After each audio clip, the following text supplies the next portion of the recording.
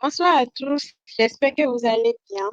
Moi, c'est Judith Mouessou. Je suis modératrice de la séance de ce soir et je ne suis pas seule, je suis avec Horace qui va se présenter aussi.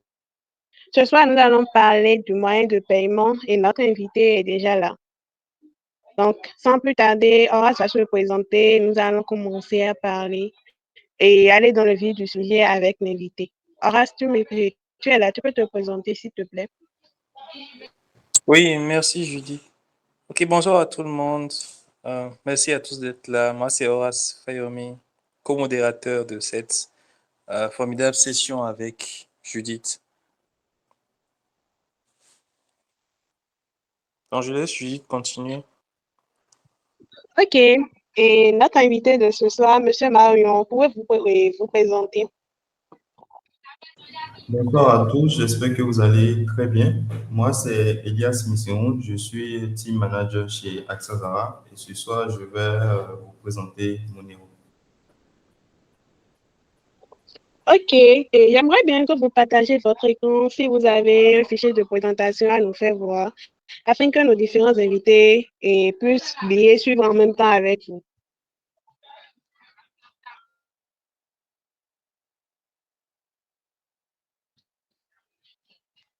Un instant, Monsieur Marion, je suis en train de partager l'écran déjà.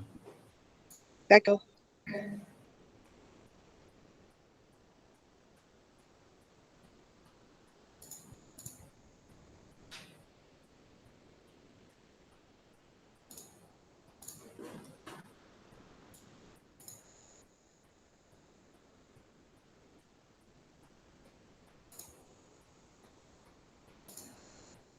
C'est bon, vous voyez mon écran? Oui, on voit ton écran. C'est parfait, tu peux commencer. Ok, super. Alors, ce soir, comme je l'ai déjà dit en introduction, ce serait de vous présenter mon héros. Donc, ma présentation va s'articuler en trois points déjà. Donc, dans un premier temps, je vais vous présenter assez rapidement ce que c'est que mon héros. Dans un deuxième temps, je vais vous faire une démo de comment est-ce que ça fonctionne et tout. Et dans la troisième partie, vous allez pouvoir poser vos questions pour que je puisse y répondre si éventuellement vous en avez, bien évidemment. Alors, déjà, c'est quoi Monero? Donc, Monero, c'est une plateforme d'orchestration de paiement qui vous permet de simplifier vos paiements et de pouvoir accélérer votre expansion sur de nouveaux pays. Donc, je pense que dès le départ, par exemple, il y a la manière dont Judith l'a présenté en disant, par exemple, que c'était un moyen de paiement. Bon, généralement, les gens se disent que c'est une passerelle de paiement comme KKP ou FedaPay, par exemple. Mais concrètement, Monero, c'est une plateforme d'orchestration. Et ce que ça va vous permettre de faire, c'est de pouvoir interconnecter plusieurs passerelles de paiement en un seul endroit et de faire juste une seule intégration au niveau de votre produit, de votre service, votre application, par exemple, pour pouvoir accélérer votre expansion et accepter les paiements sans avoir chaque fois à vous occuper d'intégrer de manière totalement from scratch, par exemple, une nouvelle passerelle de paiement. Donc aujourd'hui, Monero, c'est le moyen le plus rapide pour vous, concrètement, de pouvoir, par exemple, ajouter de nouvelles passerelles de paiement ou des nouvelles méthodes de transfert et tout au niveau de votre application et de vous étendre assez rapidement. Alors, d'où est-ce que le problème part déjà à notre niveau? Donc, pour ceux qui ne connaissent pas Axazara, donc Axazara, c'est une entreprise qui crée des produits, principalement qui va s'adresser à des particuliers et à des professionnels, donc des entreprises, par exemple, pour résoudre différents problèmes. Donc, aujourd'hui, par exemple, on propose Monero, on propose Zeo, qui est un service qui vous permet d'avoir des Mastercards virtuels pour pouvoir effectuer vos paiements en ligne, que vous pouvez recharger ces cartes-là à partir de Mobile Money. Donc, nous, on a à peu près deux ou trois produits comme ça qu'on maintient avec une équipe et tout. Et le problème auquel on a fait face, c'est que chaque fois lorsqu'on a voulu s'étendre sur de nouveaux pays, on s'est rendu compte qu'il fallait intégrer une nouvelle passerelle de paiement à chaque fois. Et généralement aussi, on avait sur des marchés sur lesquels on était déjà présent. Un instant, désolé. Ok, donc sur les marchés sur lesquels où on était déjà présent, par exemple, on rencontre un problème généralement, c'est que vous avez une passerelle de paiement qui a souvent un problème et lorsque vous les contactez, ils vous disent Le problème, c'est pas à notre niveau, le problème, c'est au niveau, par exemple, de l'opérateur téléphonique. Et donc, vous êtes en train de perdre des paiements, vous vous dites, OK, le problème est certainement dû à l'opérateur téléphonique. Et peut-être, par hasard, vous essayez de faire un paiement via notre passerelle de paiement, vous vous rendez compte que là-bas, tout fonctionne très bien. Donc, très souvent, on s'est retrouvé dans ces situations. Et en Afrique également, on est un continent un petit peu anormal dans le sens où, sur une cinquantaine de pays, on a énormément de devises, énormément de moyens de paiement. Et chaque acteur va venir avec une proposition qui va être plus ou moins intéressante, mais vous n'allez pas forcément avoir tout ce que vous voulez auprès d'un seul passerelle de paiement, auprès d'un acteur. Donc, nous, aujourd'hui, par exemple, on va vendre au Ghana, on va vendre au Cameroun, au Congo, par exemple, et on n'a pas vraiment un acteur unique avec qui on peut discuter, qui va nous permettre d'aller assez rapidement sur tous ces pays.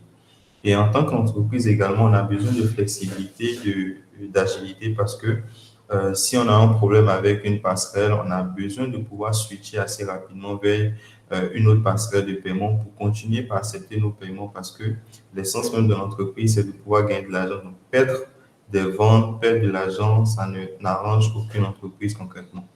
Et l'autre point également, c'était la complexité technique que ça rajoutait souvent.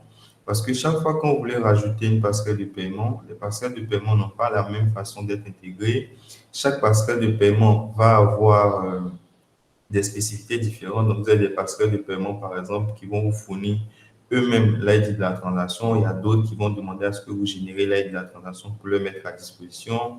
Il y a d'autres qui vont vous fournir un check-out, d'autres ne vont pas du tout vous fournir de check-out. Donc, c'est vraiment un univers où chacun vient vraiment avec son offre, sa proposition de valeur. Et donc, ça également, c'est quelque chose qui peut être très, très vite compliqué à gérer au niveau de votre produit, de votre application, parce que ça va souvent demander à ce que vous reconstruisiez une certaine partie de votre application. Et quand vous êtes en pleine expansion, que vous avez besoin d'aller assez vite, ce n'est pas toujours assez simple de pouvoir gérer cela. L'autre point également, ça revient sur les optimisations de frais. Donc, si je prends par exemple le Bénin aujourd'hui, on doit avoir à peu près 4 ou 5 passerelles de paiement. Donc, il y a des passerelles de paiement très connues comme KKPay, FidaPay qu'on connaît assez couramment. Mais après, il y a de très, très gros autres acteurs en fait qui sont des acteurs d'un autre niveau qu'on va voir également, qui sont des passerelles de paiement qui existent au Bénin. Et généralement, chaque acteur va avoir un pricing différent sur les méthodes de paiement. Donc, vous avez un acteur qui peut être moins cher sur du MTN, par exemple, et être plus cher sur Move. Vous avez un autre qui est plus cher sur Move, mais qui est moins cher sur MTN, vice-versa, ainsi de suite. Et ça va se répercuter comme ça sur à peu près tous les pays sur lesquels vous allez chercher à vous étendre. Donc, si aujourd'hui, je prends le cas de la Côte d'Ivoire également, où vous avez CNetPay, vous avez PowerPay, Hub2, ainsi de suite, chacun de ces acteurs-là ont vraiment des pricing différents. Et en tant qu'entreprise, ce qu'on recherche, c'est de pouvoir avoir des coûts les plus bas possibles afin de pouvoir sauver plus de marge et gagner plus d'argent. Donc, c'est tout ça qui nous a amené à un moment de se dire, OK, comment est-ce qu'on fait pour résoudre un problème comme ça, pour ne pas se faire freiner ou retarder par des problèmes de paiement, pouvoir aller assez rapidement sur de nouveaux pays. C'est ce qui nous a vraiment amené, il y a de cela à peu près un an, à nous dire OK, on va construire une solution. Donc au départ, Monero, c'était vraiment pour résoudre un problème qu'on avait déjà nous-mêmes avec nos produits en interne. Et après, on s'est dit, OK, il doit forcément avoir des entreprises, d'autres acteurs qui rencontrent ces problèmes parce que quand on discute également avec d'autres acteurs, on se rend compte que c'est un problème que plusieurs autres acteurs rencontrent généralement. Donc, c'est de là qu'est né Monero. Donc, aujourd'hui, Monero, ça supporte c'est plus de 12 passerelles de paiement qui sont déjà connectées sur Monero, plus de 60 méthodes de paiement et c'est plus d'une cinquantaine de pays qui sont couverts. Donc, ça, c'est sur le paiement. Et également, ce qu'on fait sur le paiement, on va le faire sur du payout. Donc, aujourd'hui, c'est plus de 5 passerelles de transfert et plus de 15 méthodes de transfert. Donc, il y a des passerelles qui vont vous permettre d'encaisser, il y a d'autres passerelles également qui vont vous permettre de pouvoir faire du payout. Donc, concrètement, pour vous rendre sur Monero, donc vous tapez www.monero.io et donc ça se présente un petit peu comme ça et vous pouvez consulter également tout ce qui va être coverage, donc les méthodes de paiement, les passerelles de paiement, prise en charge, ainsi de suite. Donc aujourd'hui, c'est un peu plus d'une soixantaine de méthodes, comme je le disais précédemment, qui sont prises en charge et tout. Et on a lancé très récemment. Donc, à ce jour, on a traité un peu plus de 200 000 transactions déjà avec les clients avec lesquels on travaille et tout. Et sur les méthodes d'intégration, on propose des intégrations déjà par... On a une intégration standard donc, qui fonctionne globalement avec tous les langages. Donc là, vous faites juste une requête HTTP pour créer la transaction. Ensuite, vous redirigez votre client sur notre checkout pour traiter le paiement. Et ensuite, en termes d'autres intégrations, on a déjà un plugin WooCommerce qui est disponible aujourd'hui déjà. On a un SDK Laravel qui est disponible également et un SDK PHP également qui est disponible. Donc, d'ici les mois ou les jours à venir, peut-être quelques semaines d'ici là, on aura notre SDK JavaScript qui sera disponible, également Python et Node sur lesquels on travaille déjà aujourd'hui. Donc, globalement, voilà un petit peu la présentation assez rapide que je peux vous faire sur Monero. Et donc, il faut aussi également savoir que sur Monero, lorsque vous intégrez les différentes passerelles de paiement, je pense qu'on va le voir au cours de la démo tout à l'heure, pour vos clients, en fait, c'est une expérience de paiement unique qui leur est mise à disposition. Donc, lorsque votre client va vouloir faire un paiement, il va avoir un seul checkout à partir duquel il va pouvoir choisir la méthode de paiement qu'il veut utiliser et tout, entre son numéro de téléphone et ainsi de suite. Et étant donné que nous, de base, on avait cette approche de produits, de services qu'on propose, on a vraiment pensé le checkout de manière à ce qu'il soit le plus optimal possible pour amener les gens à pouvoir vous payer assez rapidement. Il ne faudrait pas que la personne vienne sur un checkout qui a un design assez bizarre ou peut-être il n'arrive pas à lire, il n'arrive pas à comprendre ou ce n'est pas très explicite, pas assez simple à utiliser et tout. Donc, ça a été quelque chose de très, très important pour nous parce qu'on s'est dit, il faut qu'on propose un checkout qui est vraiment, vraiment centré sur la conversion du client. Parce que si un client vient sur un checkout et que ce n'est pas efficient, vous allez perdre des ventes et ça n'arrange pas du tout l'entreprise. Donc aujourd'hui, sur le checkout, on a quand même fait pas mal de travaux là-dessus en ce sens. Et une chose assez intéressante qu'on fait, par exemple, sur notre checkout, c'est la recommandation sur les méthodes de paiement en fonction des antécédents d'achat du client, par exemple, et tout, et également en fonction de la popularité de la méthode de paiement suivant sa zone géographique et tout. Donc, si par exemple, vous avez déjà fait un paiement au travers de Monero auprès d'un marchand et que la méthode de paiement que vous avez utilisée en temps, c'était par exemple MTN Bénin, la prochaine fois, lorsque vous allez vouloir faire un paiement, on va automatiquement vous recommander MTN Bénin en première position et tout, pour que vous puissiez vite effectuer votre paiement. Et si par exemple vous n'avez jamais fait de paiement, on va considérer par exemple votre emplacement géographique, on va considérer également par exemple la devise, ainsi de suite, pour pouvoir vous faire une recommandation sur la méthode de paiement. Donc ça, c'est des trucs assez intéressants qu'on a eu à faire sur les checkouts et pas mal d'autres trucs qui sont prévus principalement sur les checkouts également pour pouvoir rendre l'expérience d'achat plus simple et plus optimale pour vos clients. Donc, je pense que je vais m'arrêter là déjà pour la présentation du numéro. À présent, je vais vous faire une petite démo un peu de comment est-ce que ça se présente et ensemble, on va rapidement connecter deux passerelles de paiement et tout. Et vous allez pouvoir voir de manière concrète et enfin pouvoir poser vos questions et tout.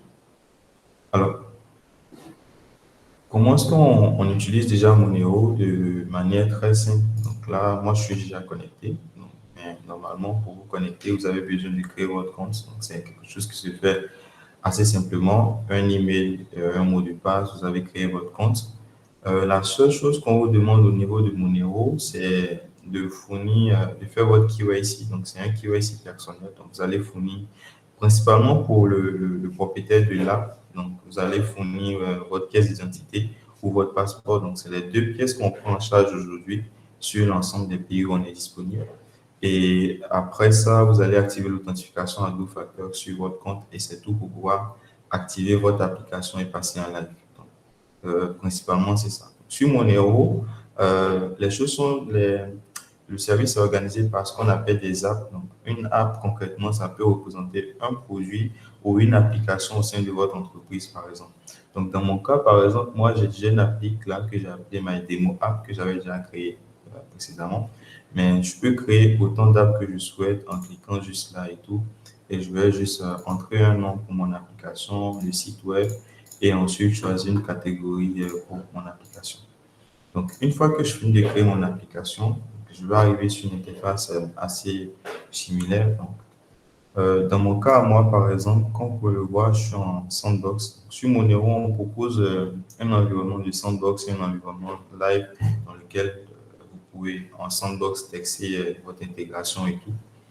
Et par défaut, lorsque vous créez votre appli Monero, elle va venir avec une passerelle de paiement démo, en fait, qu'on va déjà rajouter sur l'app qu'on appelle Test Payment Gateway, donc qui vient avec des numéros de téléphone de test que vous pouvez retrouver sur la doc de Monero au niveau de doc.monero.io.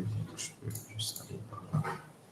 Donc, on a également une documentation en anglais et en français, assez détaillée quand même, qui couvre la plupart des besoins que vous pouvez avoir. Et également, on a la communauté Slack. Donc, on a un channel Slack dans lequel vous pouvez poser vos questions si vous avez des problèmes et tout, ou vous faire accompagner plus spécifiquement si vous avez besoin de conseils sur certains aspects. Donc, ici, par défaut, moi, j'ai déjà cette passerelle de paiement et dans mon cas, mon appli n'est pas encore activé. Donc, c'est pour ça que j'ai, disons, cette notif ici. Moi, mon compte remplit déjà toutes ces conditions. Donc, j'ai déjà fait mon KYC, j'ai déjà activé l'authentification à double facteur sur mon compte. Donc, si je clique là, par exemple, tout de suite, ça va activer mon app et je peux déjà passer en live pour accepter des paiements. Donc, éventuellement, si vous vous demandez un petit peu c'est quoi notre modèle de facturation, le modèle de facturation, on facture que pour les transactions qui sont traitées avec succès et c'est facturé à 0,1 $ par transaction traitée avec succès. Et chaque mois, vous avez 150 transactions gratuites pour le paiement et 100 transactions gratuites pour les payouts. Alors aujourd'hui, sur Monero, principalement actuellement, puisqu'on est encore en bêta jusqu'à présent, on ne facture pas les clients pour l'utilisation de Monero. Donc si vous créez votre app Monero aujourd'hui, vous l'intégrez, même si vous êtes en live, on ne va pas vous facturer pour le moment. Mais une fois qu'on va quitter la bêta et tout, vous serez facturé à 0,01 $. Et la facturation ne se fait pas sur le montant que vous collectez indépendamment du montant. Donc, nous, on n'a pas accès à votre argent, on ne va pas prélever directement de l'argent de votre compte auprès de la passerelle de paiement, mais c'est plutôt des crédits que vous allez recharger au niveau de votre application, donc au niveau de la section billing, et vous allez pouvoir utiliser pour couvrir les frais de transaction. Donc, je pense que je vais vous présenter assez rapidement les différents menus et ensuite on va intégrer une passerelle que vous puissiez mieux suivre. Donc, lorsque vous arrivez sur votre tableau de bord, vous avez déjà cette interface de base en fait qui va évoluer en fonction des styles de votre appli. Ensuite, ici, vous pouvez consulter toutes les transactions déjà sur les paiements et tout. Vous pouvez consulter toutes les passerelles de paiement et tout. Et vous pouvez à partir d'ici connecter une nouvelle passerelle.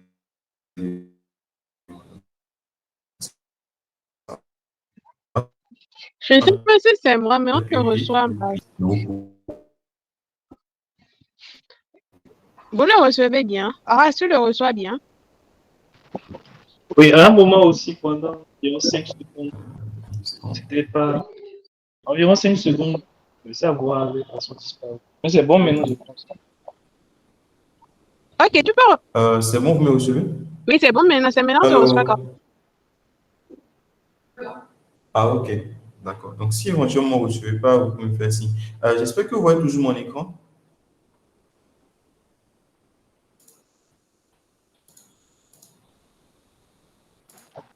Non, C'est bon, vous voyez mon écran?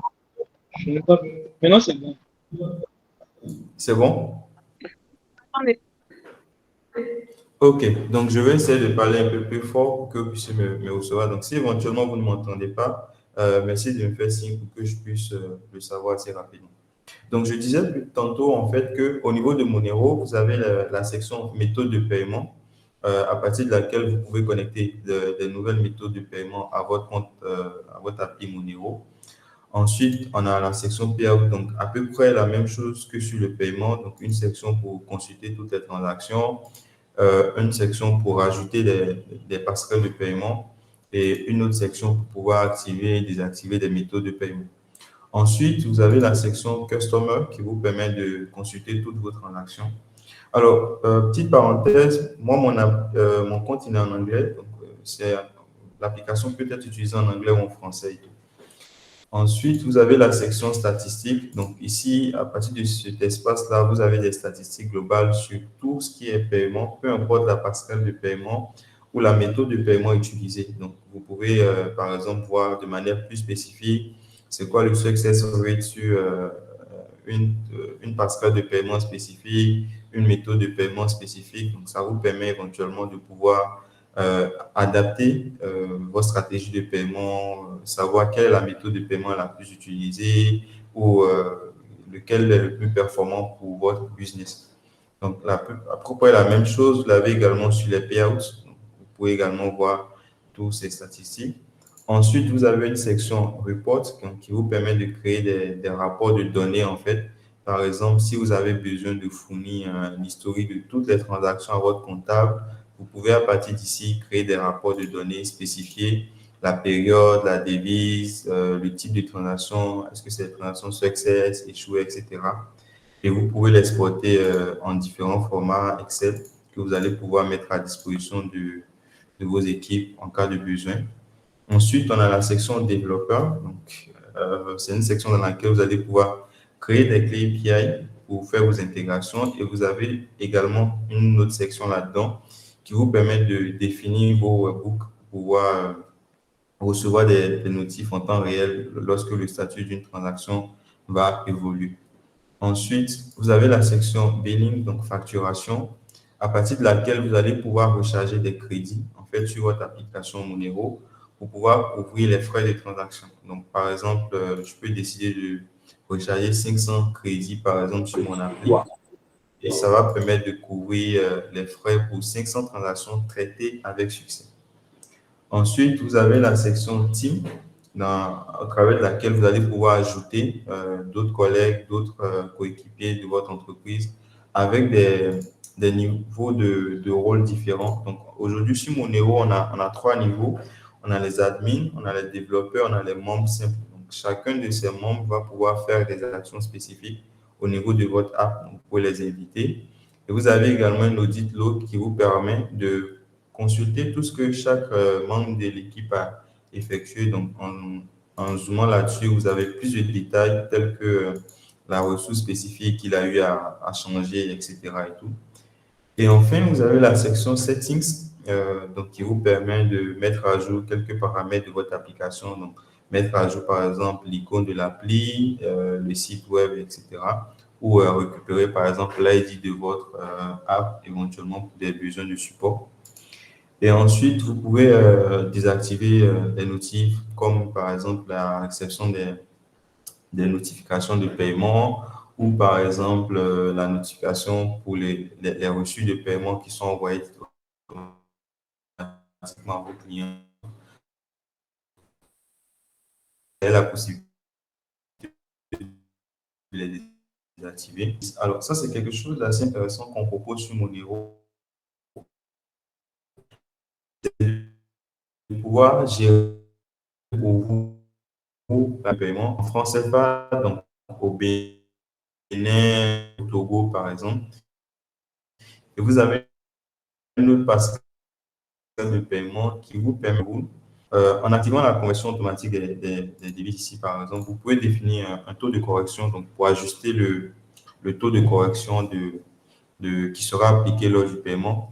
Et lorsque les gens viennent sur votre checkout, donc si vous avez mis un paiement en francs CFA et que la personne qui voudrait vous payer, il est au Cameroun, et que nous, on détecte par exemple que sur votre application, vous avez une méthode de paiement pour accepter des paiements en XAF, par exemple, sur le Cameroun, on va automatiquement proposer à votre client et il aura la possibilité de switcher en fait la devise. Aujourd'hui, c'est quelque chose qui se fait manuellement. Donc, le client choisit lui-même la devise de paiement dans laquelle il souhaite payer et automatiquement, on va convertir le montant, prendre en compte le taux de correction que vous avez défini et ensuite lui permettre de pouvoir vous payer directement en XAF de manière automatique. Donc ça, on le gère aujourd'hui pour vous et éventuellement, on envisage de pouvoir le pousser plus loin de manière à ce que ça soit fait de manière plus automatique pour le client n'ait pas forcément à choisir manuellement la devise avant que ça ne soit fait.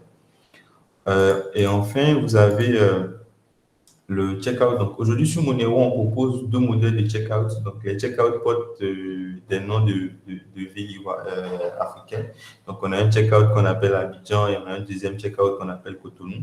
Donc, certains checkouts sont plus adaptés, sont plus flexibles en mobile que sur ordinateur et vice-versa. Donc, en fonction de votre cible, par exemple, ou des supports utilisés couramment par vos clients, vous pouvez définir un checkout pour que ce checkout-là soit utilisé chaque fois qu'il va avoir un paiement. Et maintenant, si vous n'avez pas défini de checkout, ce qu'on fait de manière automatique, c'est de les choisir de façon random déjà. Donc, certains clients vont payer sur un checkout X, d'autres vont payer sur l'autre checkout. Et après, pour vous, peut-être ce serait de venir voir vos statistiques pour voir quel est le checkout qui convertit le mieux spécifiquement pour votre produit, votre application. Et en fonction de ça, définir ce checkout-là, par exemple. Donc, c'est pour ça que c'est défini. Donc, on pense pouvoir le faire évoluer. Et ça va dépendre des feedbacks que vous nous faites, ainsi de suite. On pourra améliorer ça et le rendre beaucoup plus extensible en fonction de vos besoins et tout. Donc, ça, c'est un petit peu le tour rapide que je peux vous faire sur Monero. Et juste en haut ici, vous avez la possibilité de switcher pour passer en sandbox ou en live assez rapidement à partir de là. Donc, dans mon cas, par exemple, je ne peux pas passer en live parce que je n'ai pas encore activé mon app. Mais si j'active mon app, je pourrais passer en live ou revenir en sandbox. Donc, ce qu'on va faire tout de suite, ça va être de connecter deux passerelles de paiement. Et ensuite, on va voir concrètement comment est-ce qu'un paiement va se dérouler au travers de Monero. Donc, on a le choix entre utiliser déjà la passerelle de paiement par défaut qui est mise à disposition. Mais je vais préférer connecter une passerelle de paiement pour que vous puissiez mieux voir comment c'est assez simple de le faire déjà. Donc, je vais cliquer sur connecter une passerelle de paiement. Donc, dans mon cas, on va faire une première intégration avec FedApay. Donc là, je suis déjà connecté sur mon compte FedApay. Et petite attention, c'est que mon compte FedApay ici, il est en sandbox. Donc, je vais faire également une intégration comme ça, en sandbox également au niveau de Monero. Donc, si je passe mon appli en live, j'aurai des gateways dont l'intégration va se faire en live. Si je passe mon appli en sandbox, les intégrations vont se faire purement en sandbox, vice-versa. Donc ici, on a déjà FedApay qui est là. Donc, comme vous pouvez le voir, il y a différentes passerelles de paiement qui sont là. Donc, s'il n'y a pas une passerelle de paiement qui supporte nativement un mode sandbox, on ne le propose pas. Donc, ça va dépendre vraiment du support que propose la passerelle de paiement également. Donc là, je vais faire Connect tout. Ici, je vais indiquer le nom du compte FedApay. Donc ça, c'est surtout pour vous permettre de pouvoir identifier spécifiquement quel compte de passerelle de paiement. Alors aujourd'hui, sur Monero, on ne vous permet pas pour le moment de connecter plusieurs passerelles de paiement identiques. C'est-à-dire que vous ne pouvez pas connecter pour le moment deux comptes FedApay, par exemple, sur la même appli. Mais on pense pouvoir l'étendre très bientôt. Donc, déjà, en définissant le nom, ça va vous permettre de distinguer les différents comptes FedApay. Donc, moi, dans mon cas, mon compte, le nom, c'est mon compte également. Donc, je vais l'indiquer. Ensuite, ici, on me demande ma clé publique et ensuite ma clé secrète. Donc, je vais la récupérer au niveau de la section API sur FedApay. Donc là, la clé publique, je vais la copier. Je vais l'indiquer ici. Ensuite, ici, la clé secrète, je vais la copier et je vais l'indiquer là. Et je vais cliquer sur Connect.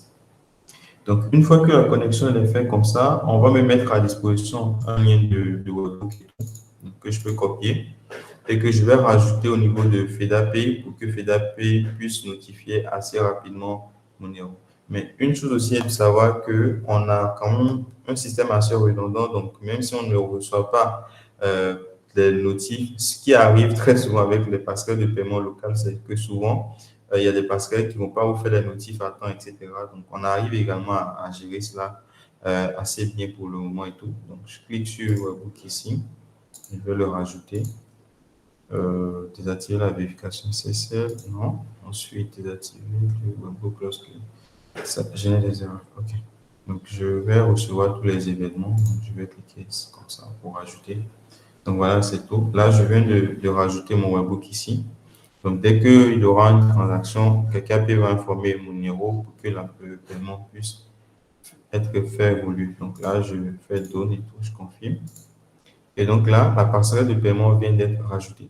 Si on vient au niveau des méthodes de paiement, on va remarquer qu'automatiquement ici, on va vous ajouter de manière automatique toutes les méthodes de paiement qui sont prises en charge par la passerelle de paiement que vous venez de connecter.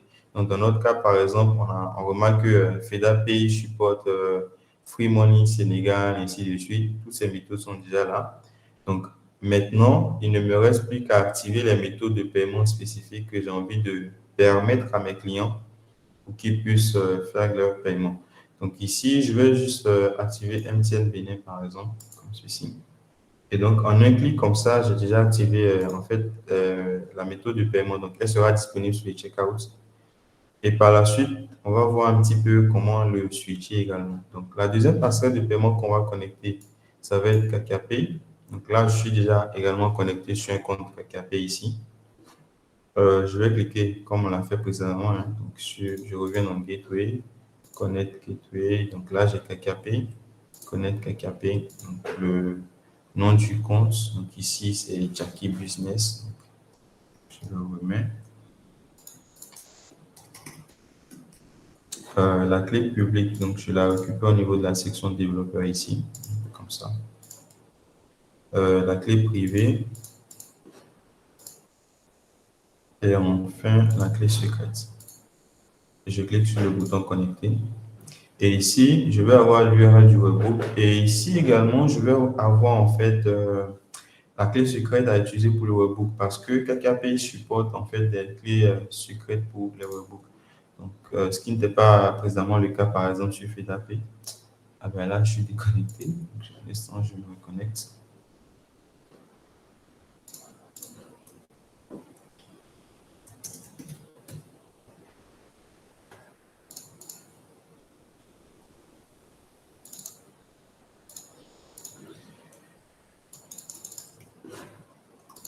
OK. OK, donc je reviens au niveau de la section développeur, webhook, je fais, voilà. Donc apparemment, je ne sais pas, sûrement qu'il y a un petit problème avec KakaPay, mais là, je n'arrive pas à ajouter le webhook. Mais anyway, sans ça également, on a la possibilité de continuer quand même parce que on pourra le gérer plus tard et tout. Donc, au niveau des méthodes de paiement ici, vous voyez que, puisqu'auparavant, on avait déjà connecté, rajouté MTN Bénin et tout, ces méthodes vont peut être rajoutées, mais les nouvelles méthodes de paiement qui sont prises en charge par KakaPay, mais qui n'étaient pas disponibles précédemment, seront automatiquement rajoutées et tout. Donc, KakaPay, par exemple, si je reviens ici, on peut voir que KakaPay supporte, par exemple, MTN Bénin ici. Donc, si je supposons par exemple qu'il y a un problème demain avec FEDAPay ou que je trouve que FEDAPay est plus cher pour moi, par exemple sur MTN Bénin, et que je voulais rediriger tous mes paiements par MTN Bénin via KakaPay. Il me suffit juste de cliquer ici et ensuite de choisir une autre passerelle de paiement qui est compatible, bien évidemment, avec la méthode pour pouvoir rediriger tous mes paiements qui vont passer par MTN Bénin via KakaPay. Donc, je fais ça, je clique sur Link et automatiquement, ça va être fait. Donc, à partir de cet instant-là, tous les paiements qui vont être effectués par MTN ou par lesquels le client va choisir MTN Bénin, ça va être automatiquement traité via KakaPay. Donc là,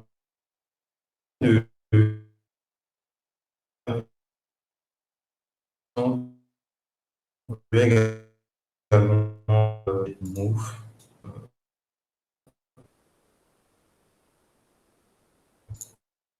Je vais voir mon Bénin. OK. Donc là, j'ai Move Bénin ici, que je vais activer également. Et voilà. Donc là, j'ai activé deux méthodes de paiement, qui sont les méthodes qui sont disponibles actuellement. Et à présent, ce qu'on va faire, on va essayer de faire un paiement tout en étant dans cet environnement de sandbox. Donc la première chose à faire, je vais déjà créer une clé API ici. Donc je vais la générer. Donc, test API key.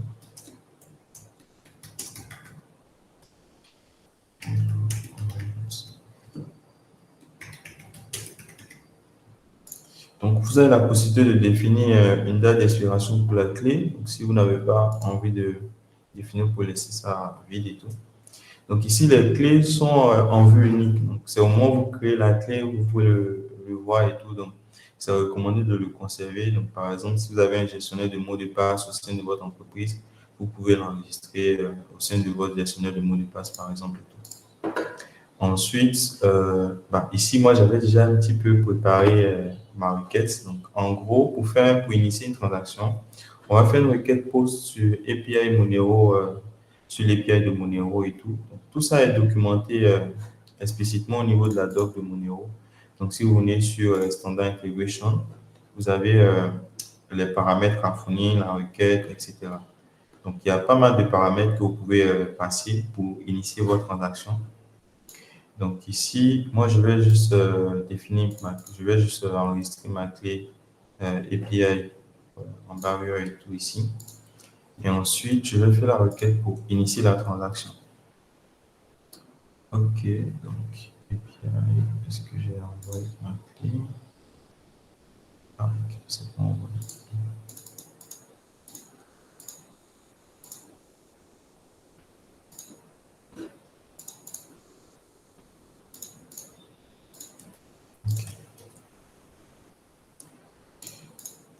Alors là, je viens de créer ma transaction, donc je vais le faire à nouveau pour que vous puissiez le voir. Donc, précédemment, je n'avais pas défini la clé, donc c'est pour ça que j'avais cette erreur-là. Donc là, dès que je fais ça, j'ai la transaction qui est créée. Si on revient au niveau de notre tableau de bord ici, on va voir qu'on a la transaction qui est déjà créée là et qui est initiative. Donc sur Monero, on a à peu près 4 ou 5 statuts de transaction. Donc on a initié lorsque la transaction est créée. Dès que le client commence le processus de paiement, la transaction va passer en pending. Ensuite, ça va passer soit en success, soit en fail. Et si au bout d'un moment, après que la transaction soit créée, le client ne fait pas la transaction, n'effectue pas le paiement et tout, la transaction va passer à un statut cancel et tout. Donc, tout ça également est assez bien documenté au niveau de la doc de Monero avec les temps à peu près que ça peut mettre sur certains statuts et tout. Donc, il y a des statuts finaux et puis il y a des statuts transactionnels et tout. Donc, dans notre cas, on a l'URL du checkout qui est déjà là comme ça. Donc, je vais le copier. Ensuite, me rendre sur la page paiement. Donc, comme on pouvait le voir précédemment, on avait activé deux méthodes de paiement, principalement pour le franc CFA. Donc, on a les deux méthodes de paiement qui sont listées là. Et ici, on est sur le deuxième modèle de template. Donc, sur mon app, je n'avais pas défini de modèle de checkout spécifique. Donc, c'est pour ça qu'on a ce modèle. Et si j'essayais de faire une deuxième transaction, par exemple, ici, par exemple, on peut avoir un autre template qui peut être choisi. Voilà, ici, on a le deuxième modèle qui se présente comme ça. Donc, je choisis la méthode de paiement, je vais entrer le numéro de téléphone.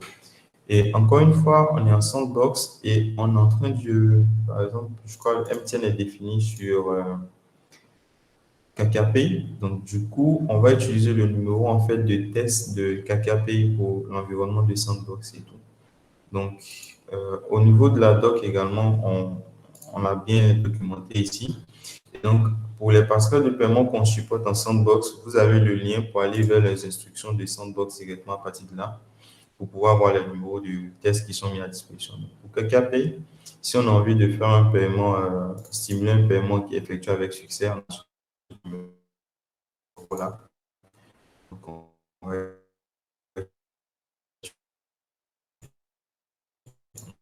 ensuite.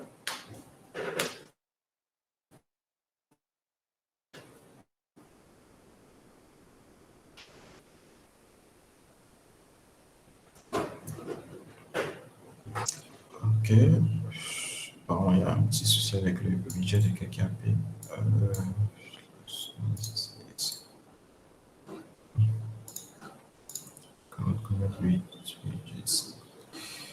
C'est bizarre. Apparemment, je ne sais pas si le widget de KKP est down, mais là, ça me dit que je ne peux pas me connecter sur le widget.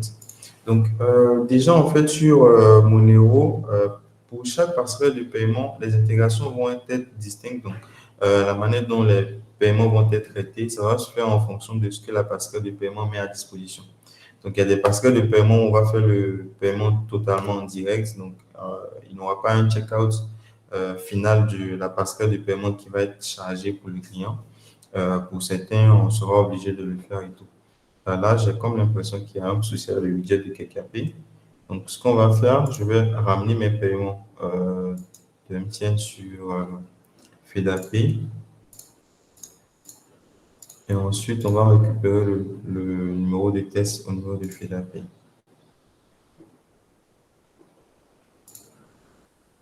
Donc ici, on a le numéro de test. Je vais initier une nouvelle transaction.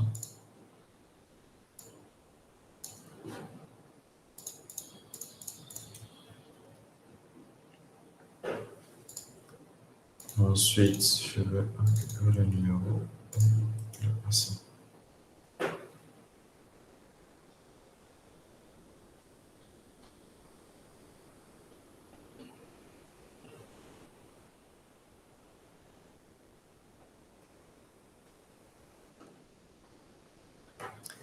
Donc, normalement, au bout d'un certain temps, on doit avoir notre paiement qui va passer en success. Donc, je peux déjà le voir ici. Donc là, comme on a démarré, par exemple, le process de paiement ici, donc on voit qu'il est en attente ici. Et au bout de quelques instants, donc là, on a déjà l'aide de la transaction et tout. Donc, au bout d'un certain temps, la transaction va passer en success directement. Donc, également, sur Monero, on supporte ce qu'on appelle les intents de paiement. Donc, lorsque l'utilisateur fait le paiement, la première tentative, lorsqu'elle échoue, il y a la possibilité de réessayer jusqu'à trois fois de suite avant qu'on puisse passer en statut final et tout. Donc, également, si vous zoomez sur une tentative de paiement, ça vous permet d'avoir plus de détails, l'ID de la transaction sur la passerelle de paiement, etc. et tout. Donc, ce qui permet de pouvoir couvrir tout ça. Donc, globalement, voilà un petit peu comment se présente Monero. Voilà un petit peu comment se présente également l'intégration. Donc, aujourd'hui, on a pas mal de passerelles de paiement qui sont déjà, dont les intégrations sont assez stables et à certaines dont les intégrations sont toujours en bêta. Donc, plus il y a de transactions, ça nous permet d'améliorer les intégrations avec chaque passerelle de paiement.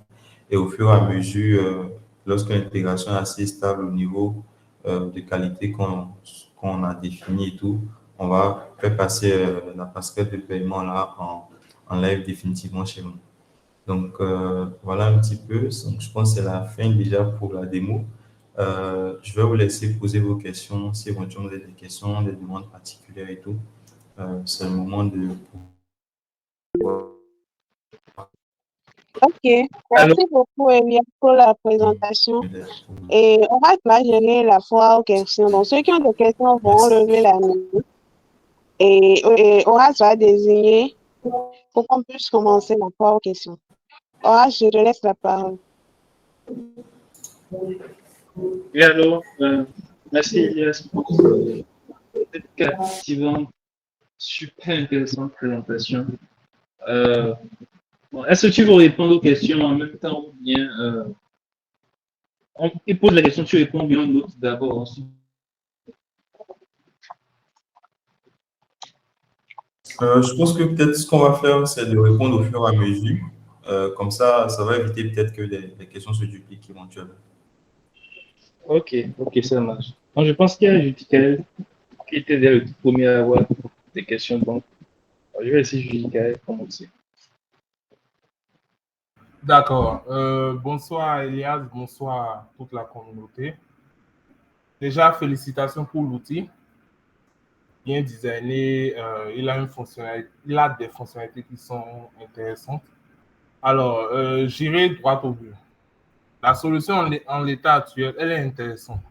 Mais par exemple, pour un besoin, moi en tant qu'utilisateur ou en tant que client, quel intérêt j'ai à aller vers votre plateforme au lieu de payer par exemple un développeur pour faire toute l'intégration? Un développeur, il vient, il me fait l'intégration, je le paye en one time, je le paye une seule fois, il me fait l'intégration. Le code est à moi, c'est fini. Je ne paye pas de surcoût en fait. Je ne sais pas si vous comprenez la question. Ça, c'était le premier point. Mon second point a un peu rapport avec le premier point, mais j'ai en fait, comment exprimer cela? Je vais prendre un exemple concret. Par exemple, je travaille sur une solution qui a besoin de collecter des paiements dans toute l'Afrique. Est-ce que dans votre organisation, dans la solution, dans l'outil que vous avez développé, est-ce que vous n'avez pas pensé à mettre en place un moyen pour aider les entreprises ou les entrepreneurs, les porteurs de projets ou les product owners à faire toute la tracasserie administrative? Parce que pour le projet dont je parle, le client ne veut pas gérer cette tracasserie-là. Aller s'inscrire sur KakiaPay pour faire ci, passer sur FedaPay pour faire ça, aller au niveau de Stripe pour faire telle chose. Il ne veut pas du tout gérer ce genre de truc-là. Donc, est-ce qu'il n'y a pas moyen que dans votre proposition de valeur, vous assistez en fait le client pour faire tout ce parcours-là? Pour que, par exemple, je vienne aujourd'hui, disons, nous sommes le 20, que disons dans instant, par exemple dans 7 jours, qu'à la date du 27, que je sois réellement en mesure de couvrir tous les paiements en Afrique, dans tous les pays d'Afrique, sans que je n'ai à me déplacer pour créer de comptes ou appeler FedaPay ou appeler KakiaPay ou appeler SinetPay pour pouvoir créer des comptes et pour faire tout le processus KYC au niveau de toutes ces passerelles-là. Voilà, c'était mes questions. Merci. Ok, déjà, merci beaucoup pour les questions et tout. Donc, pour la toute première question concernant la proposition de valeur, donc, pourquoi est-ce qu'il faut utiliser aujourd'hui Monero? Donc, déjà, si vous prenez un développeur aujourd'hui, il va vous faire les intégrations pour les méthodes, pour les passerelles de paiement que vous aurez définies. Donc, en supposant un instant, vous n'aurez pas forcément le même niveau de flexibilité de contrôle que vous avez avec Monero, parce que sur Monero, déjà, l'intégration va se faire assez rapidement. Donc, pour votre développeur, il le fait une seule fois rapidement.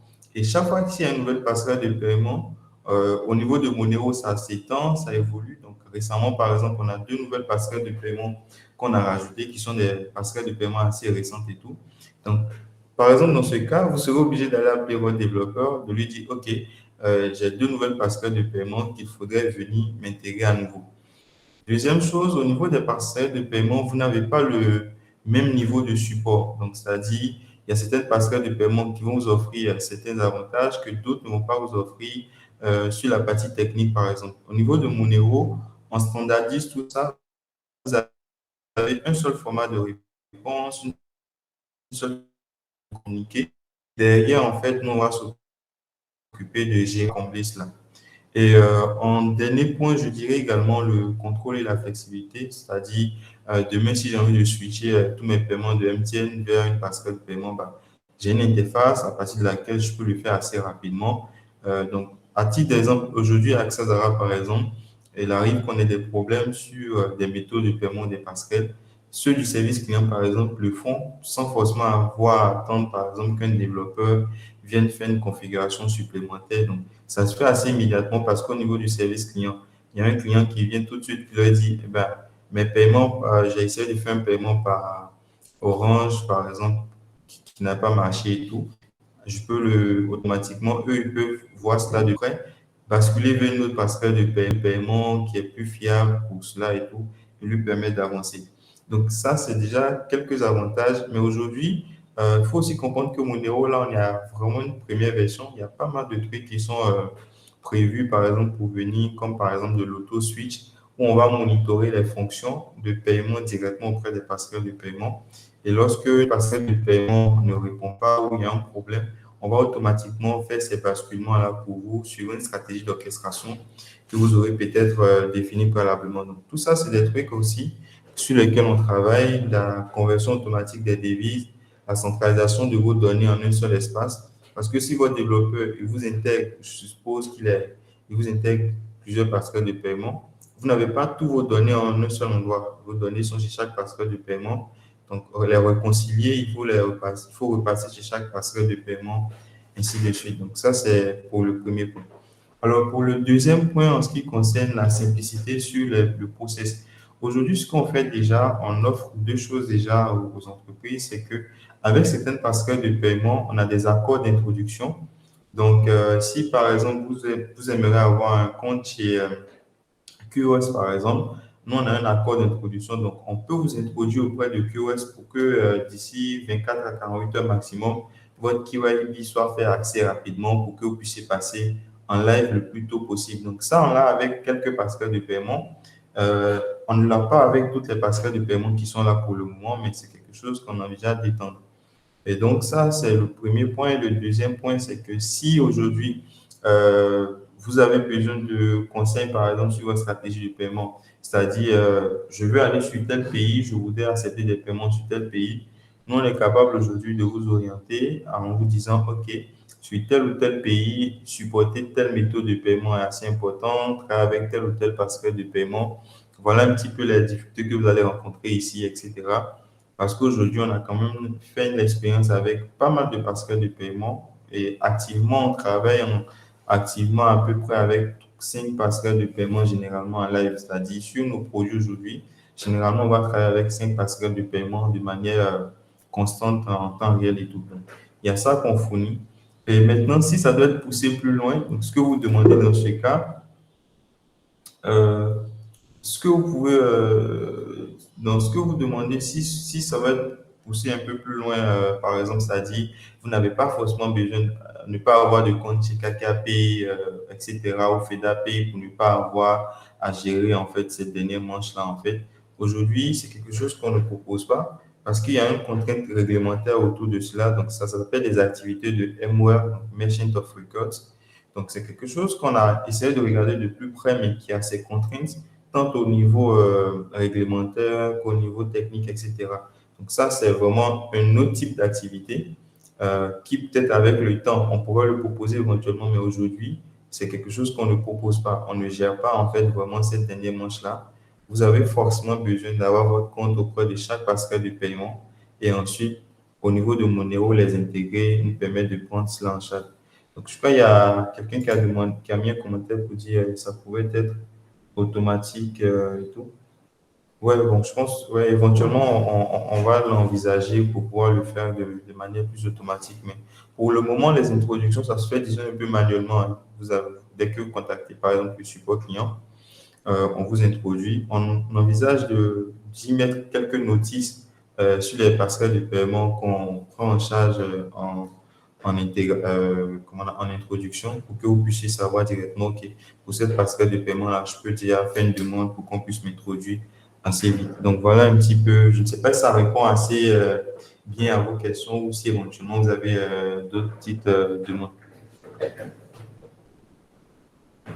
Non, j'ai eu les réponses que je souhaitais. Vu que c'est une solution béninoise ou portée par des Béninois, j'aurais préféré que, voilà, que les 60, non pas 60, que les 54 pays soient couverts à la date d'aujourd'hui et qu'il y ait tout un processus derrière pour qu'en 7 jours, on puisse aller en prod.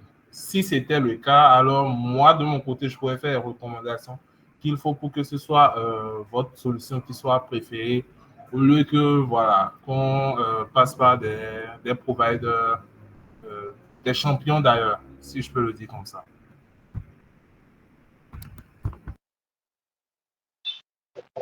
Ok, merci Michael.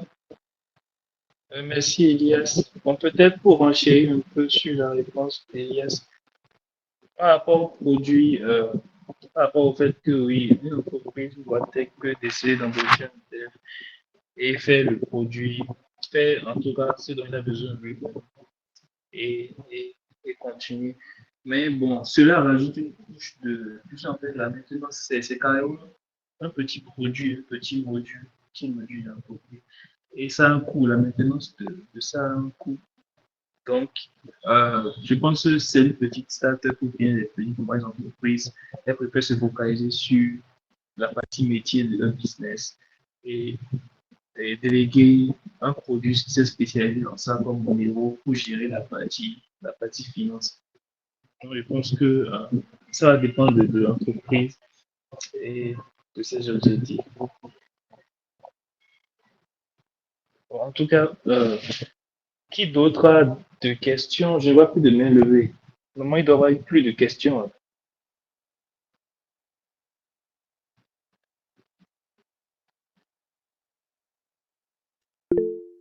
Allô, vous êtes là?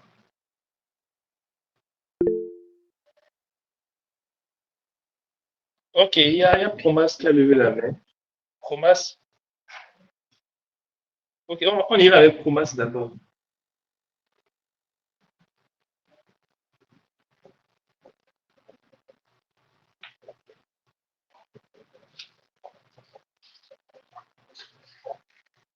Oui, bonsoir à tous. Bonsoir à tous. Oui, on te Oui, reçoit. Oui, moi, je reprends au nom de Prosper Goutel, je suis un développeur back-end de Laravel. Bon, vous avez dit, mais elle a commencé avant moi, mais j'ai pu rattraper le temps en vache. Bon, avec les questions de M. Chikael, bon, je comprends à peu près ce qui s'est dit, quoi. Donc, je n'avais pas de questions. Quand quelqu'un avait demandé, est-ce qu'on est là, je vais juste lever la main pour dire que je suis là. Merci.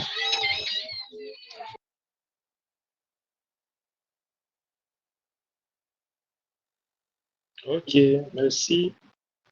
Donc, je pense on ira avec Josa Edu.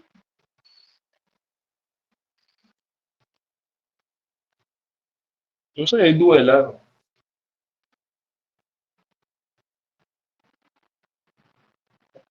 Bon, s'il n'est pas là, je pense qu'il y a. Je pense qu'il est arrivé la main. Ok, oui. Vas-y, tu peux aller.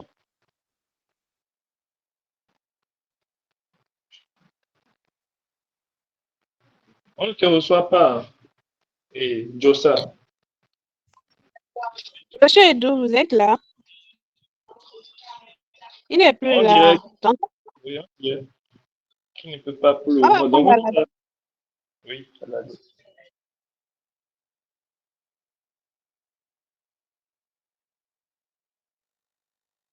Bonsoir, vous me recevez? Ok, bon, moi, ma question, c'est celle-ci.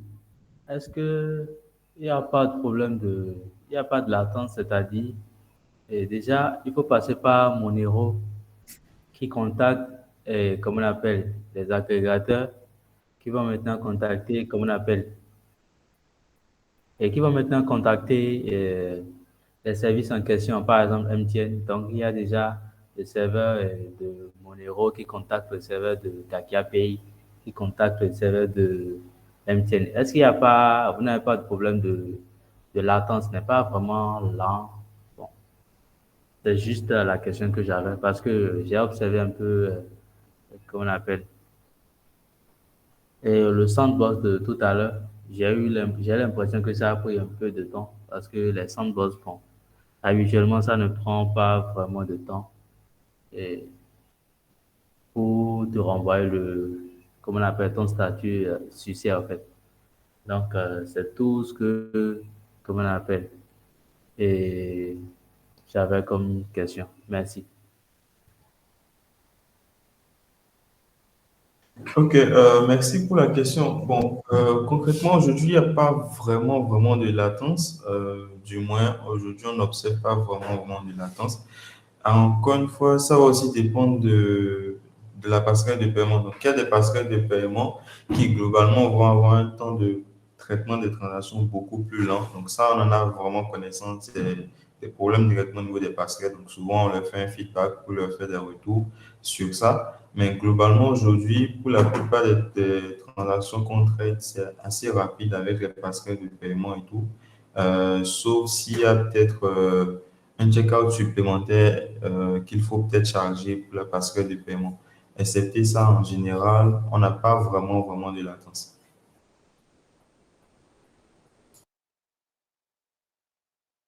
Allô? Je ne sais pas si ma voix passe.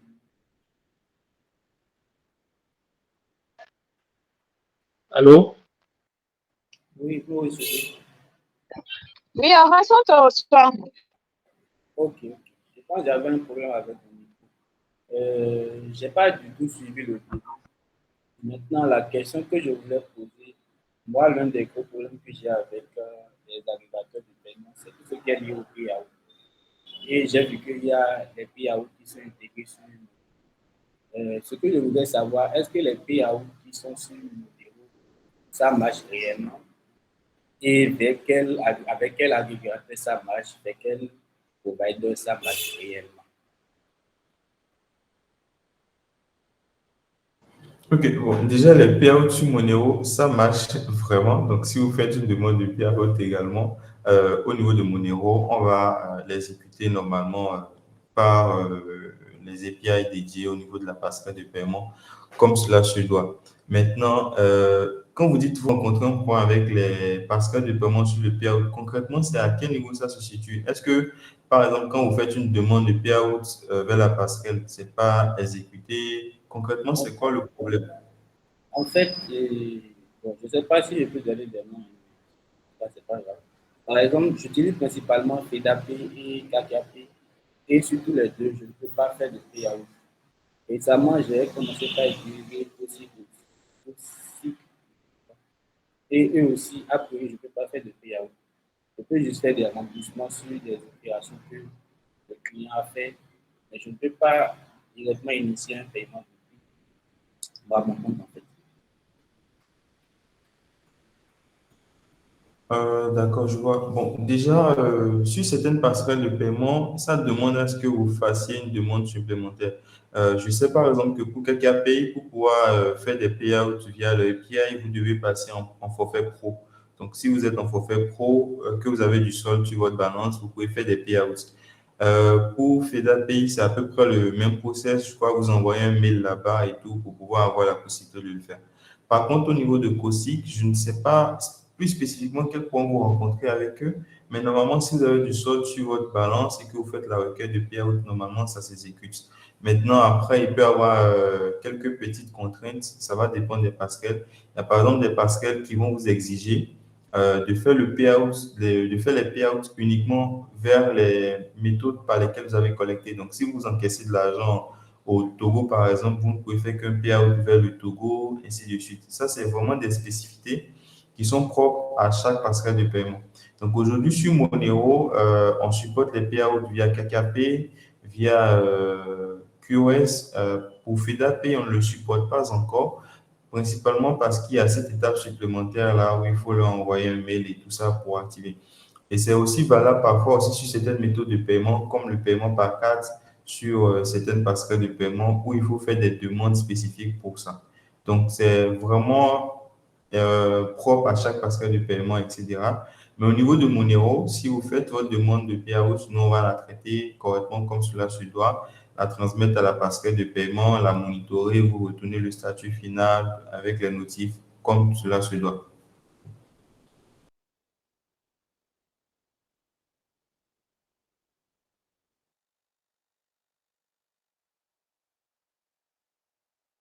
Je ne sais pas si ça répond parfaitement à votre demande.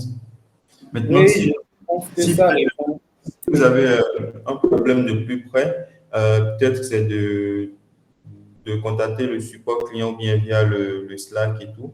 Et peut-être on va vous dédier un channel pour suivre un peu votre intégration éventuellement, pouvoir vous assister ou vous aider à faire les demandes auprès des passerelles de paiement.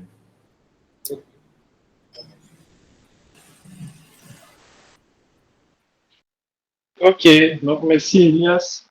Je pense qu'il y a Alex, Annie qui a levé la main.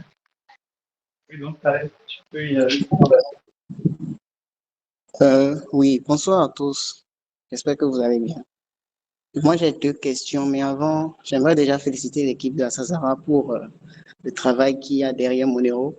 Honnêtement, c'est une application que j'avais même déjà discuté de ça. C'est l'idée était là, l'idée était volatile, mais l'implémentation n'y était pas. Donc, félicitations pour la complexité que vous avez dû mettre en place. Mais déjà, j'aimerais avoir une confirmation, ou soit, je ne sais pas si c'est moi, j'ai pas bien compris. Judicaël avait abordé le sujet des différents pays de l'Afrique que vous pouvez supporter. Moi, j'avais travaillé dans une boîte, c'est ça même qui a amené à l'idée, la discussion qu'on a eu à mener. En fait, j'avais travaillé dans une entreprise où c'est une entreprise de l'événement. Donc, on doit supporter des pays. C'est-à-dire que cette semaine, on peut supporter la Tunisie. bon, des pays qui gèrent Momo en gros, qui peuvent supporter. Aujourd'hui, on peut supporter la Tunisie demain, ne pas supporter la semaine prochaine. On est flexible en fait. C'est de là qu'est venue la discussion. Donc, ce que j'aimerais demander, M. Elias a mentionné des restrictions réglementaires légales parce que le vrai problème, la friction que votre application pourrait résoudre, en fait, c'est ce que je voulais voir, en fait, c'était si on pouvait, en fait, survoler l'étape où on devrait faire les papiers, toutes ces paperasses-là, en fait. Ce n'est pas vraiment le fait de manager les plateformes, mais c'est juste la paperasse.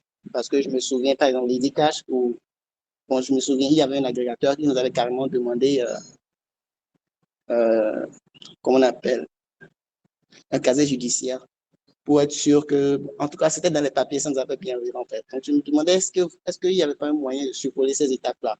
En fait, l'idée, c'était que, par exemple, vous avez fait toutes les intégrations possibles et que nous passons juste par vous pour gérer l'argent. Donc, c'était un peu ça, en fait. Donc, je ne sais pas si c'est par rapport aux réglementations que M. Elias a soulevé que vous n'avez pas pu prendre cette direction, parce que je pense que ça aurait vraiment enlevé une bonne partie de la friction quant à l'utilisation des moyens de paiement. Mais déjà, ça ramène à la deuxième question que j'ai. C'est bien les Momo et tout en Afrique, mais j'ai vu aussi sur vos modules d'intégration que vous allez supporter Stripe. Donc, j'aimerais que, bon, c'est vrai, vous n'avez pas parlé de ça, mais j'aimerais que vous expliquiez un peu comment c'est quoi le processus. Si c'est juste les paiements par carte bancaire, est-ce que ça peut marcher en France, les pays de l'Europe et tout? Donc, quelle est l'étape, quelle est la maturité en fait du module Stripe? Merci. Ok, merci déjà pour la question. Donc, bon, je vais partir rapidement de la question du Stripe. Donc, Stripe, en fait, si vous arrivez à avoir votre compte Stripe et qu'il est actif et tout, donc vous pouvez encaisser n'importe où sur l'ensemble des devises qu'on prend en charge aujourd'hui par Stripe. Donc, les paiements par Stripe aujourd'hui, c'est principalement des paiements par carte, Visa ou Mastercard, en francs CFA, en dollars et plusieurs autres devises. Donc, si vous allez sur le site et que vous cliquez sur chaque agrégateur de paiement, vous pouvez voir les méthodes qu'on supporte et les pays que chaque passerelle de paiement couvre. Donc, dès que vous avez votre compte Stripe et qu'il est en live et que voilà, c'est activé et tout, vous avez fait votre QIB et tout, et que c'est en live, vous pouvez accepter des paiements n'importe où en euros, ainsi de suite. Alors, pour la deuxième question par rapport à la friction, donc, comme je le disais tantôt, euh, il y a deux activités distinctes. Donc, il y a l'activité d'orchestration de paiement. Donc, ça, c'est un autre type de produit. Donc, c'est ce qu'on propose aujourd'hui sur Monero, c'est-à-dire vous connectez vos passerelles de paiement et on s'occupe d'orchestrer le paiement de manière concrète au niveau de chaque passerelle de paiement, etc. Il y a la deuxième activité qui est l'activité de Merchant of Record. Donc, dans le cadre de Merchant of Record, c'est-à-dire qu'on va être l'entité qui va réellement encaisser les paiements auprès de vos clients. On va conserver les sous et ensuite vous les reverser, par exemple, sur un compte bancaire ou le moyen qui semble le plus adapté pour vous. Et ça, c'est deux différentes activités. Et pour chaque activité, en fait, il y a ses contraintes, etc. Donc, aujourd'hui, l'activité qu'on propose avec Monero, c'est l'orchestration de paiement de base. Et à plus tard, suivant la flexibilité qu'on peut avoir, que ce soit en matière de régulation, etc., on peut aller vers les activités de MOR. Maintenant, les activités de MOR aussi vont avoir des contraintes ou des restrictions spécifiques. Aujourd'hui, par exemple, la plupart des MOR que vous allez voir, déjà, il n'y en a pas vraiment en Afrique. Mais les rares qui existent, par exemple, ne vont pas supporter tout type de business. Ils vont, par exemple, préférer supporter des entreprises qui vendent des produits digitaux, des logiciels, des trucs comme ça, plutôt que des entreprises qui vont vendre des trucs physiques. Parce que derrière, il y a la réglementation. Le MOR s'occupe également de payer les taxes. Donc, c'est vraiment assez vaste, c'est très complexe. Il y a la réglementation autour, il y a la manière dont vous allez le gérer en termes d'organisation au sein de l'entreprise, etc. Donc, c'est pas juste faire juste les intégrations. Ça peut paraître simple comme ça de se dire, OK, je crée un compte chez chaque passerelle de paiement, nous on s'occupe de ça. Et dès que les gens encaissent, on peut prendre l'argent pour eux, etc. Donc, je vous donne un exemple simple. Si tout de suite, vous venez sur Monero, que vous nous dites, OK, je vais accepter des paiements au Cameroun, on vous dit, OK, super, nous, on est déjà connecté là-bas, allez, on va vous aider à encaisser vos paiements. et que peut-être vous en avez un client, que vous faites un truc, la première personne qu'on va prendre, c'est directement l'entité qui a effectue directement le paiement et tout.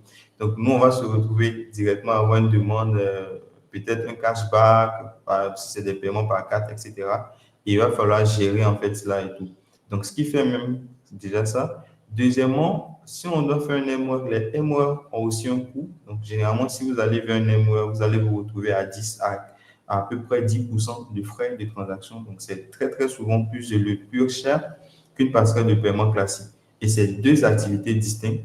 C'est vrai que généralement, dans l'activité de MOR, il faut partir d'une base d'orchestration parce qu'il faut déjà orchestrer pour pouvoir ajouter la surcouche financière qui suit et tout.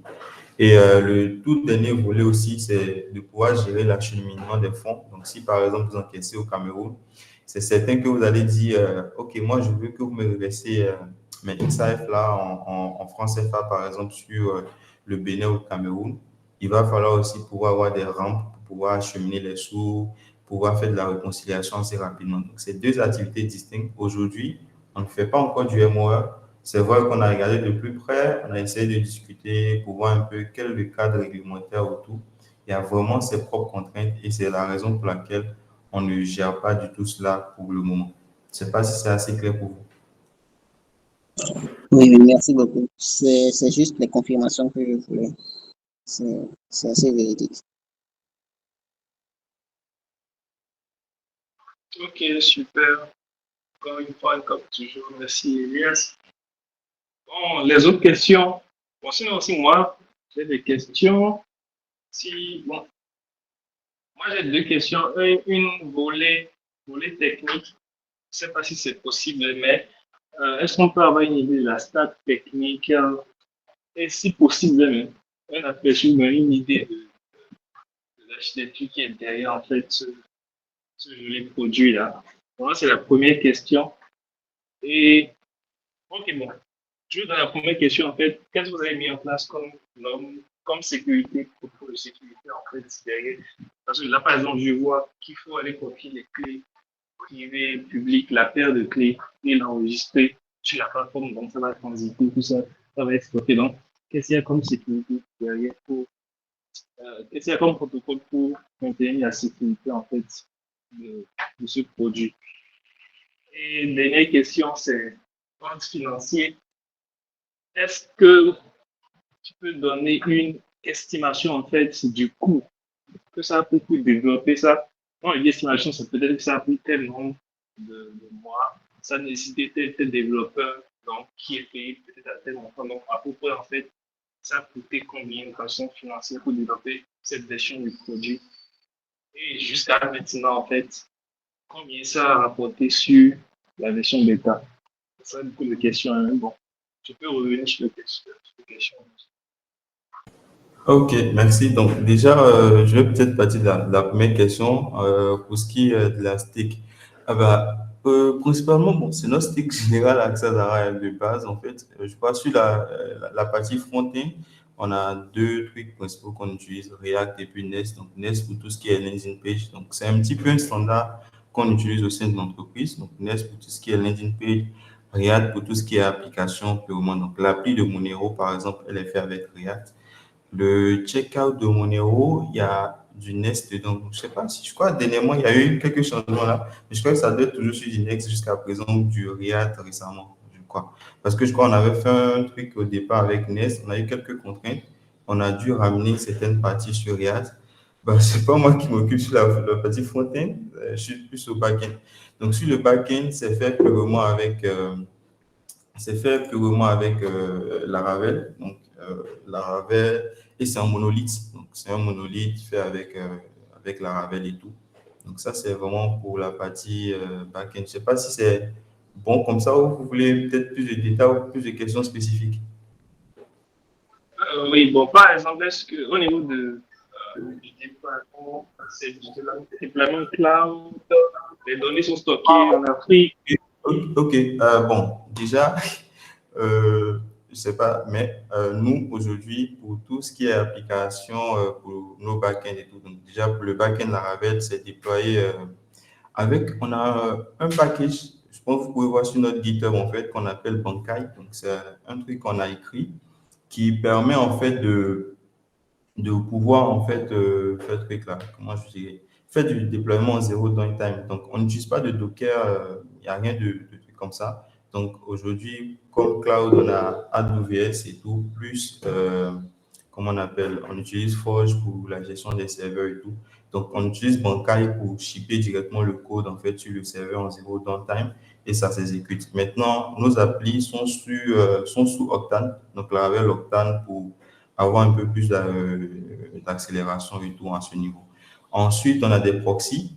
Donc, ça rejoint un petit peu la partie sécuritaire et tout. Donc, déjà, tous nos requêtes, en fait, étant donné qu'on fait énormément de requêtes, donc on a des proxys pour gérer les requêtes. Donc, les proxys sont externes. Donc, ils vont prendre les requêtes, les exécuter et tout.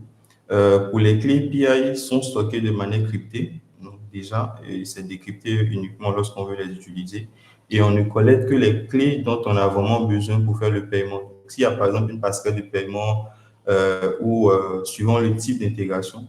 Donc, pour chaque passerelle de paiement sur Monero, on a différentes méthodes d'intégration. Généralement, quand vous faites un paiement via Monero, dans les détails de la transaction, vous allez pouvoir voir ces détails-là, par exemple. Aujourd'hui, il y a par exemple des intégrations en redirect, des intégrations en iframe, des intégrations en direct ou en client. Donc, pour chaque passerelle de paiement en fonction de cela, il va avoir la manière dont ça va être pris en charge. Et après, on a un petit service interne, en fait, bon, ça, c'est un service commun à tous nos produits qui va gérer tout ce qui est log, en fait, vers lequel on envoie tous les logs et sur lesquels on a un outil de BI, Metabase, en fait, qu'on va utiliser pour consulter les logs. Maintenant, en voulant envoyer les informations vers les logs, on va extraire certains éléments, par exemple, des logs en fonction du produit. Donc, c'est des logiques, en fait, qui sont directement mis au niveau du produit. Donc, si par exemple, on remarque sur un produit, par exemple, je prends un exemple simple là, sur KKP ou bien FEDAP, on sait que dans la requête, on va avoir des clés API, etc., où la clé s'appelle API Key, par exemple. Au niveau de l'appli, du package, en fait, du truc qui fait l'intégration pour envoyer vers les logs, il va les remplacer, les offusquer directement dans les logs avant de les envoyer. Et à partir de là, au niveau de l'outil, on peut voir quelle est la vitesse d'exécution des requêtes, etc. Donc, ça nous permet aussi de faire du monitoring pour savoir est-ce qu'on a trop d'échecs au niveau d'une passerelle de paiement, etc. Je pense qu'il y a quelqu'un qui dit c'est du Laravel, j'espère que ça va tenir un temps. Ah bah, déjà, je ne sais pas pourquoi est-ce que les gens pensent que Laravel, je ne sais pas si vous avez déjà utilisé une appli Laravel jusqu'à bout. Donc, je pense qu'il faut déjà arriver à faire ça pour pouvoir vous en prendre les techno. Parce que généralement, bon, déjà, nous, de base, on ne va pas faire de l'over-engineering. On n'a pas un problème X, on ne va pas chercher une solution Y. Donc, comme je disais, par exemple, on ne va pas utiliser Docker parce qu'on n'a pas de problème de Docker aujourd'hui. Pour ce qui est de tenir, ça tient super bien.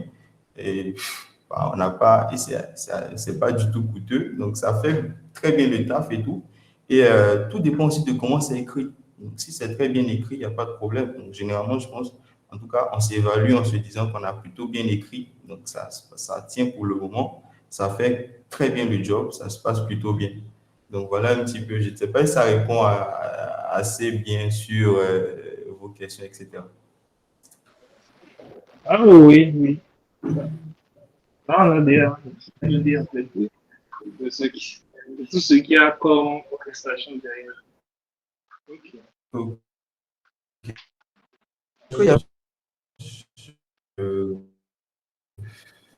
Ok, c'est le second je sais pas volet. je crois qu'il y avait une troisième question. Bon, je crois que j'ai déjà répondu à la sécurité.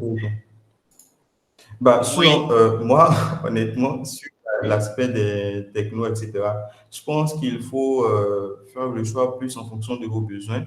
Et généralement, il faut aller à bout d'une techno avant de pouvoir se dire, parce que généralement, pour la plupart des technos, je ne pense pas que pour nos use cases, pour la plupart des temps, la plupart des gens n'arrivent pas au bout d'une techno avant de se dire, OK, est-ce que ça peut être. Donc, vraiment, il faut mieux faire l'expérience. La Ravel, par exemple, nous, on le tient aujourd'hui, par exemple, Monero, ça se tient sur un seul node, mais on a par exemple la possibilité de scale de manière horizontale, etc. Donc, suivant les besoins, on peut le scale autrement, etc. Et je ne sais pas si c'est quand la dernière fois vous avez peut-être utilisé Laravel ou PHP, etc. Mais il y a des choses qui ont quand même super bien évolué aussi. Ok, en effet. Je crois qu'il y a Ok. Julie qui a levé la main, je crois. Oui, c'est le volet financier, la question sur le volet financier. Ah ouais, oh, sorry, désolé, je sais pas, c'est pour ça que je disais qu'il y avait une question là. Alors, est-ce que je peux vous donner un coup? Parce que il y a beaucoup de personnes qui travaillent, mais bon, de manière plus concrète et tout, ça nous a pris.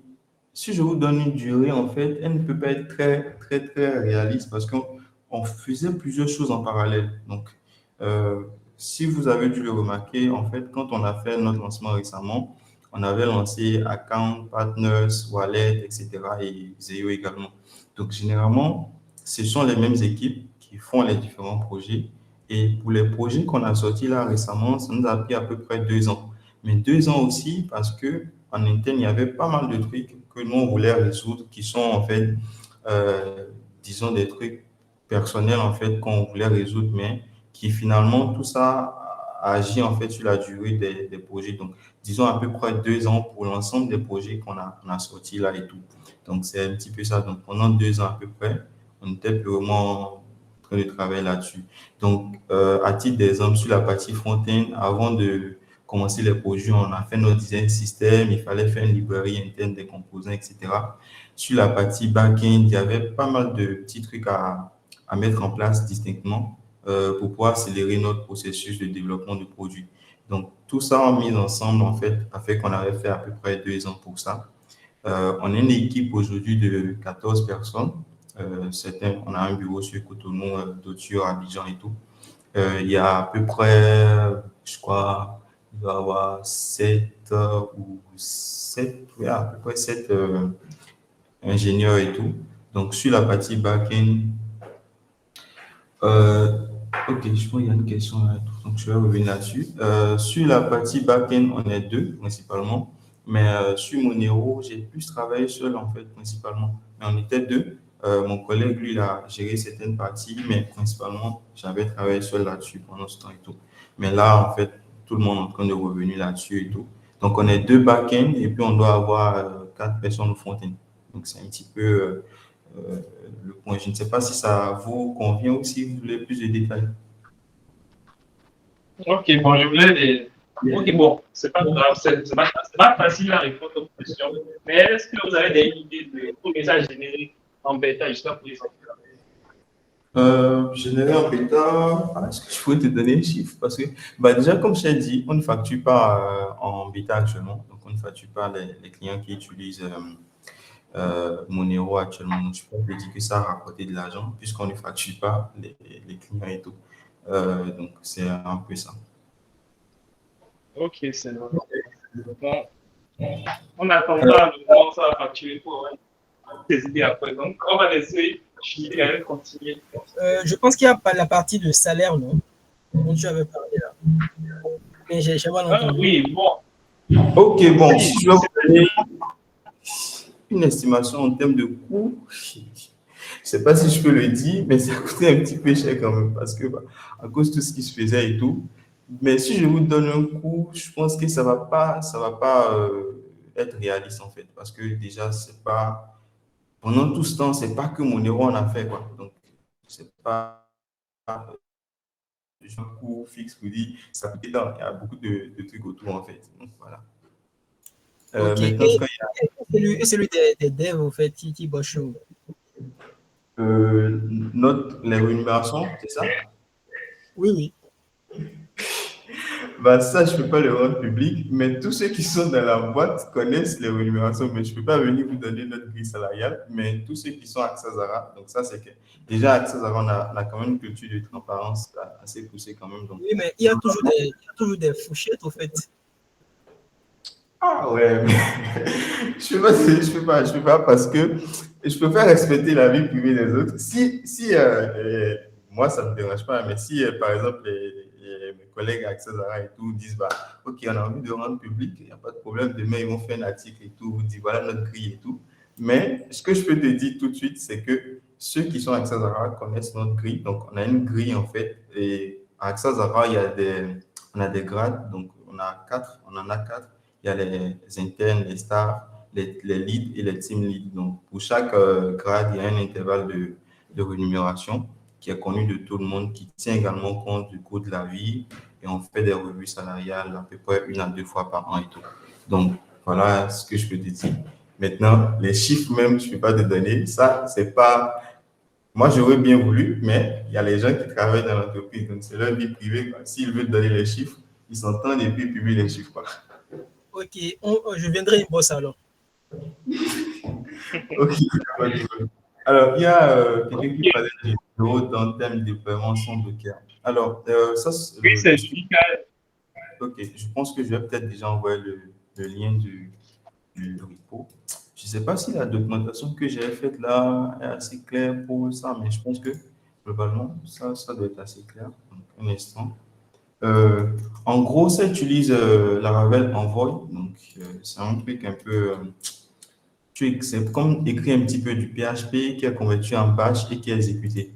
Donc, maintenant, ce que l'on a fait en fait, c'est qu'on a un package, on a rendu ça beaucoup plus simple, si je peux le dire comme ça. Donc, en gros, vous installez le package dans votre projet Laravel, vous avez un fichier de configuration dans lequel vous définissez toutes les configs, même si vous voulez, par exemple, reporter les déploiements sur Sentry, je viens d'envoyer le lien et tout. Donc, vous avez le fichier de configuration, vous définissez les environnements, l'IP du serveur, ainsi de suite, etc. Et après, bon, nous, on déploie, par exemple, depuis nos CI GitLab, par exemple. Donc, quand je mets sur une branche et tout, je sais que bah, il y a une commande qui va s'exécuter. Donc, ça va faire envoy, je définis l'environnement, etc. Et ça va exécuter une suite de logique automatiquement pour faire le zéro downtime deployment. Maintenant, le principe, principalement, pour faire ça, c'est que, je vais expliquer le principe de manière simple, c'est que la première chose, il faut setup déjà le dossier de déploiement du projet. Donc, dans le dossier, vous allez avoir un dossier shared, un dossier release et un autre dossier, c'est quoi déjà le nom? Je crois. En fait, tu vois, au final, il y a quand même 3 dossiers. Donc, j'oublie un petit peu le nom du troisième dossier là. Donc, il y a le dossier de release. Alors, il y a un troisième dossier backup et tout. Et en fait, quand vous faites le déploiement, ce qu'on va faire, on va déployer déjà le projet dans une version spécifique, dans un dossier, dans le dossier release en fait. Et dès que le déploiement est fini et tout, on va ensuite faire un symlink pour pointer en fait la dernière version du projet directement là-dessus. Donc, ce qui se met à jour, c'est un truc qui se fait quasi instantanément. Donc, du coup, il n'y a pas de downtime à aucun moment. Dès que le déploiement est fini, ça fait le symlink et ça pointe. Voilà. Et donc, quand on set up le projet, quand vous rentrez dans un projet, vous allez voir qu'il y a un dossier shared pour les fichiers qui vont être partagés comment on appelle, entre chaque release et tout. Il y a le dossier de backup et puis il y a un lien il y a un dossier courant, current, en fait, qui pointe toujours vers la dernière release, en fait. Donc, c'est un principe assez standard hein, sur les downtime. Je sais pas, il y a plein d'articles là-dessus et tout. Donc, ce que nous, on a fait après, c'était de le faire en package pour pouvoir le réutiliser assez rapidement sur les projets. Après, on l'a mis en open source sur notre GitLab et tout. Je ne sais pas si c'est assez explicite. Maintenant, dans le fichier de configuration, vous avez un endroit où il y a des commandes à exécuter, par exemple, après le déploiement ou après un rollback, vous pouvez définir ça et tout. Donc, je ne sais pas si ça répond ou s'il y a une question plus spécifique. Sinon, c'est ce qu'on utilise activement hein, actuellement sur tous nos projets, sur tout ce qui est back-end aujourd'hui, accès pour les déploiements et tout. Alors, Julika, tu es satisfait? Oui, c'est bon, c'est bon. Parce que voilà, du zéro downtime sans Docker, bon, j'ai mes propres recettes, mais je pense que je vais voir de près la vôtre parce que voilà, avoir importé toute une architecture locale d'un projet à un autre, c'est quand même un peu saoulant. s'il y a un package qui fait le boulot, pourquoi ne pas le tester et puis me reposer simplement sur lui. J'espère juste que je n'aurai pas de leak en prod et tout, mais bon, je vais prendre le temps de tester cela. Merci. Ok. En tout cas, il faut le tester, faire des feedbacks éventuellement. Peut-être tu auras plus d'autres besoins et tout, et puis on pourra l'améliorer. Ok, Elias, merci beaucoup pour la présentation et merci à tous ceux qui sont restés jusqu'à maintenant. Merci à tous ceux qui ont posé des questions. Moi, j'aimerais vraiment déjà demander à ceux qui sont là, est-ce que vous aimeriez qu'on programme une séance pratique où il va présenter un projet de bout en bout l'intégration de Monero et la séance sera consacrée à cela, à une séance pratique. Ceux qui veulent, veuillez lever la main ou envoyer les pouces pour qu'on puisse savoir. Ok, merci beaucoup. Et nous allons programmer cela et au niveau de l'équipe discutons, on devrait vous revenir. Et ceux qui parlent de faire un tuto, nous avons la chaîne YouTube sur laquelle tout est enregistré. Donc, même s'il ne fait pas un tuto, lorsque le MISU et l'activité pratique sera faite, ça sera enregistré, envoyé et au niveau de la chaîne YouTube Discutons Dev. Et j'aimerais bien que Elias nous envoie à Gojanda et le fichier de présentation qu'il a utilisé ce soir afin qu'on puisse partager avec le reste de la communauté pour que ceux qui n'ont pas pu suivre puissent suivre. Si Jacob n'a rien à ajouter, nous allons clôturer la séance de ce soir. Jacob, tu es là? Un instant, il y a quelqu'un qui a une question, je crois. Je peux poser la question? Je voulais savoir comment tu utilises Octane, parce que Octane est basé sur Docker. Maintenant, comment tu arrives à utiliser, ou bien tu as configuré Soul sur ton serveur prod et tu gères directement. Sinon, je n'ai pas compris parce que tu avais mentionné que tu utilisais Octane. Je ne sais pas si on parle du même Octane, Laravel Octane. Donc, c'est un truc. Oui. Bon, moi, je l'utilise avec, comment on appelle, Docker. Donc, c'est pour ça que je t'ai demandé Octane et que permet d'utiliser Roadrunner ou bien Soul pour pouvoir, comment on appelle, pour l'environnement, en fait. Oui, mais il n'y a pas besoin de Docker. Je ne vois pas le rapport entre Laravel Octane et Docker, puisque c'est des binaires propres et tout, etc. Je ne sais pas si, ou bien peut-être qu'on ne parle pas de la même chose, ou on n'a pas eu le même rapport avec ça.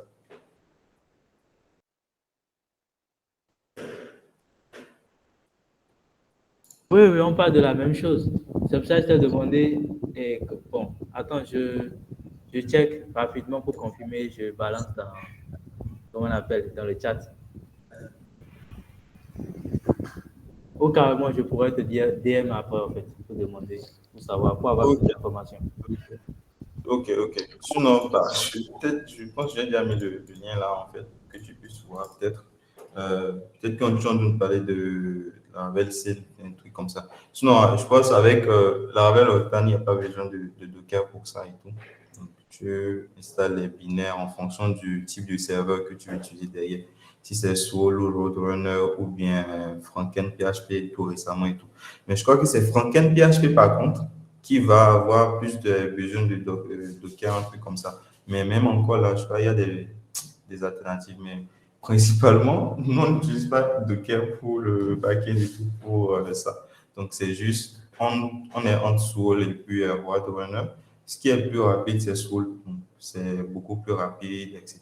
Donc, tu as à peu près des gains de performance x2 sur des trucs habituellement. Donc, voilà.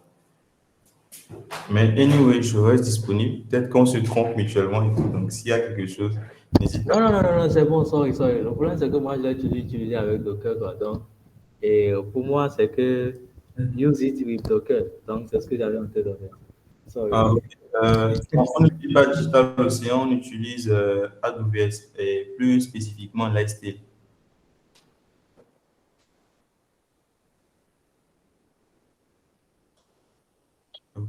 Ok, j'aimerais essayer qui a levé la main. Ok. On t'écoute. Bonsoir à tout le monde. Non, c'était une erreur, c'était pas une main levée en fait. Ok, Judy Kael.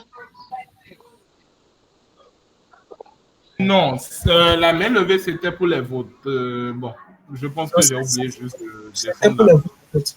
Donc, je pense qu'on a une dizaine et tout. On va encore refaire le sondage dans le groupe pour voir effectivement ceux qui veulent une séance beaucoup plus pratique et tout. Et je vais en discuter avec Elias pour voir s'il y a des modules là. Enfin, si ça, il faut qu'on le fasse sur 2 ou bien 3 séances ou bien une seule séance et tout. On verra bien avec lui. Mais c'est pas dans l'immédiat quand même. Mais si ça dépendra de vos hype aussi, si vous êtes hypé par l'outil, tout ça, tout ça, tout ça. Voilà. Maintenant, si vous n'êtes pas si hypé que ça, je pense que ils pourront faire une vidéo YouTube qu'ils pourront poster sur la chaîne YouTube. S'ils n'ont pas de chaîne YouTube, ça peut être un début au fait. Donc voilà, donc on vous tiendra informé si on fera des séances beaucoup plus pratiques. Sinon, ils vont eux-mêmes peut-être faire une vidéo YouTube, ils vont partager le lien dans le groupe, etc., etc. Je pense Ok, que c'est vraiment, merci beaucoup. Je pense qu'à notre niveau aussi, je pense qu'il y a pas mal de tutos qu'on va publier très bientôt aussi hein, pour prendre un petit peu les process d'intégration, etc. Dès que ce sera disponible aussi, on pourra vous les mettre à disposition. d'accord. Ok, merci. Merci beaucoup à tous. Rojana, tu as terminé, non? C'est bon? Oui, oui, oui, c'est bon, oui. Ok, je remercie Elias pour la présentation. Merci d'avoir fait ce partage avec nous ce soir. Je remercie Horace aussi. Et nous allons dire à la prochaine pour un autre meeting, un autre sujet. Merci à tous.